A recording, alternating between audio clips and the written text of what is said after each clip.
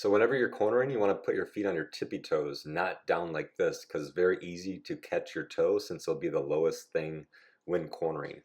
Of course, when you're going down the road and you're in the twisties, you want to use the rear brake. Just move your foot forward, get on the rear brake, and then go right back to your tippy toes. Having your feet down is a very common mistake like that, like you could see.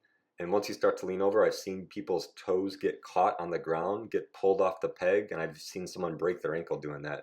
So get those tippy toes up out of the way whenever you are cornering. And of course, the most important side is the one that's towards the corner. So if you're going left, get that left toe out of the way. Same thing with your left foot. Tippy toes in the pegs. Whenever you go to shift, you do your shift, and then you go right back to your tippy toes. You don't just want to leave it dangling down there.